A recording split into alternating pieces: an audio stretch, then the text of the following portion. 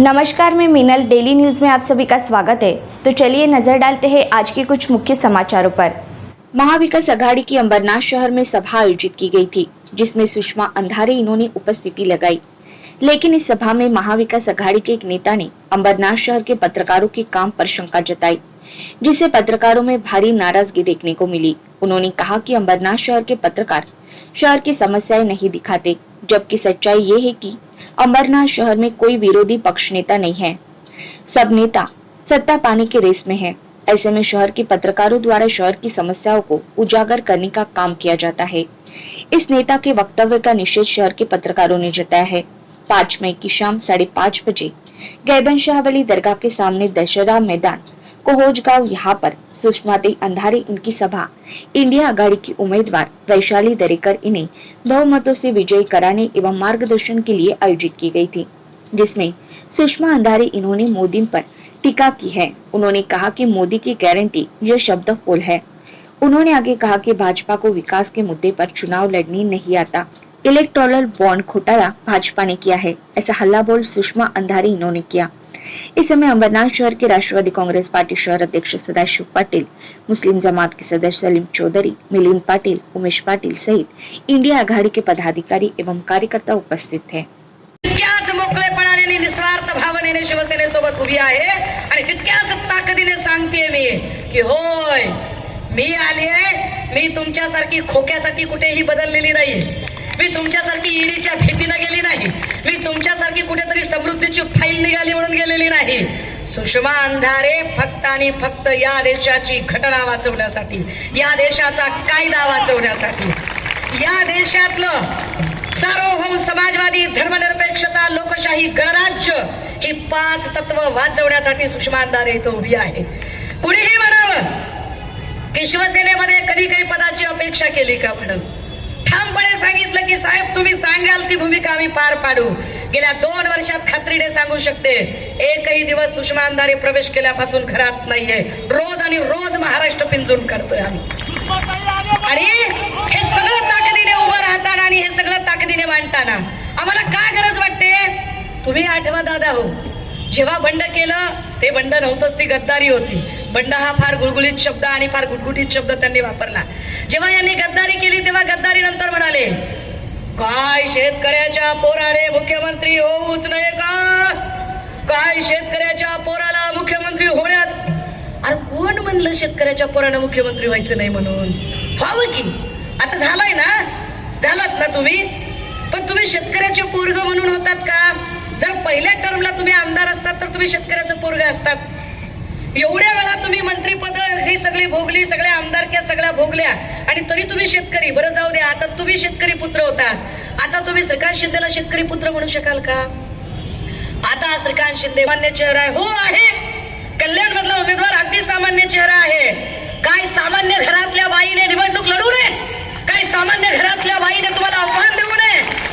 दिलं पाहिजे। मुख्यमंत्री पुत्राला आव्हान देताना तेवढाच सर्वसामान्य चेहरा देणं हीच आमच्यासाठी उद्धव साहेबांची सगळ्यात मोठी कामगिरी आहे। कारण शिवसेना एकमेव असा पक्ष आहे ज्याने लोकशाहीचा आणि सत्तेचा अर्थ अगदी सामान्य लोकांपर्यंत पोहोचवला। हे तेच देवेंद्रजी आहे जे आधी आरोप करतात, कधी किरीट सोमय्या यांच्या माध्यमातून लोकांना ब्लॅकमेल करतात, आणि तो माणूस भाजपात आला की नंतर गोडवे गातात। या सगळ्यांचा अर्थ स्पष्ट आहे की देवेंद्रजींना किंवा एकूण भाजपाला विकासाच्या मुद्द्यावर निवडणूक लढवता येत नाही आहे। त्यामुळे फक्त आणि फक्त माणसं फोडणे एवढा एकच उद्योग त्यांच्याकडे शिल्लक राहिलेला आहे। याचाच अर्थ मोदीची गॅरंटी वगैरे शब्द बोल आहे। ताई, आपण जर बघितलं नारायण राणेंच्या सभेला राज ठाकरे हे गेले होते आणि त्यावेळी त्यांनी उद्धव ठाकरे यांच्यावर टीकास्त्र देखील केलं। अहो असू देत की, ज्याची खावी पोळी त्याची वाजवावी टाळी। त्यामुळे राजसाहेबांनी जर तिकडे देवेंद्रजींची आणि नारायण राणेंची टाळी वाजवली असेल तर काय बिघडते? चालते की। सर्टिफिकेटवरनं मोदींचा फोटो गायब करण्यात आला। कशावरून? कोविड सर्टिफिकेट गायब झाला।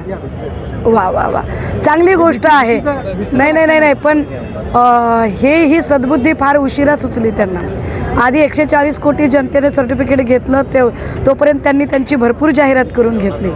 पण आता ठीक आहे, चला उशिरा सुचलेलं शहाणपण का असेल ना स्वागत पण करूया. दोनदा महाराष्ट्र दौरा केला, लोकांच्या काय प्रतिक्रिया होत्या केंद्र सरकार आणि राज्य सरकार? नाही, सध्या तरी महाराष्ट्रातलं वातावरण प्रचंड बदललेलं आहे. लोकांच्या मनात कमालीचा राग आहे. महागाई असेल, बेरोजगारी असेल, महिला असुरक्षा असेल आणि त्यातही महत्त्वाचं फोडाफोडीचं राजकारण, महाराष्ट्राला अस्थिर करणारं राजकारण हे लोकांना अजिबात आवडलेलं नाही आहे. त्यामुळे लोक त्या विरोधात आपला राग मतपेट्यांतून व्यक्त करतायत. 2 टप्प्यात तो तसा व्यक्त झालेला आहे आणि मला खात्री आहे की निश्चितपणे महाविकास आघाडीचं एक अत्यंत शानदार असं एकूण परफॉर्मन्स तुम्हाला 4 जूनला बघायला मिळेल. वैशाली असेल एखाद वेळेस. वाकलन म्हणून गाव आहे, ते गाव 1914 साली आताचे मुख्यमंत्री यांनी दत्तक घेतलं होतं. गावाची अवस्था काय, एकदाच त्या तलावामधून गाळ काढला गेला. त्याच्यानंतर आजपर्यंत त्या गावात काहीच केलेलं नाहीये. तिथे आम्ही गेलो तर त्या तलावावर काही बायका धुणं धुत होत्या. त्यांना म्हटलं, का ग बायानं इथे धुणं धुताय? तर त्या म्हटलं, नाही आम्ही इथेच, कारण घरात पाणीच येत नाहीये, आम्ही तिथेच धुणं धुतो. मग आता 4-5 जणी होत्या. म्हटलं असं का? बाकीच्या नाही, आम्ही स्लॉट घेतलेत वेगवेगळे करून, म्हणजे सकाळी काही जणी येतील, दुपारून काही जणी येतील, संध्याकाळच्या काही जणी येतील. आम्ही 4-5 वाजता गेलो होतो. विचार करा, गावातल्या महिलांची ही अवस्था आहे. जो तलाव कुठेही वाहत नाही, तलाव म्हणजे एकाच ठिकाणी पाणी मुरलं जातं, तिथे त्यांना त्यांचं धुणं धुवावं लागतं. ही अवस्था आहे मुख्यमंत्र्यांनी दत्तक घेतलेल्या गावाची. ही कामं त्यांच्याकडनं होत आहेत. बरं, मग आता खूप मोठे मोठे होर्डिंग लावलेत. आत्ता येताना मटका चौकामध्ये बघितलं आपण, केवढा मोठा होर्डिंग लावलाय, प्रचंड मोठे होर्डिंग लावलेत. होर्डिंगवर काय काय कामं केलेली त्याची नावं लिहिलेत. चकचकीत होर्डिंग, चकचकीत कामं.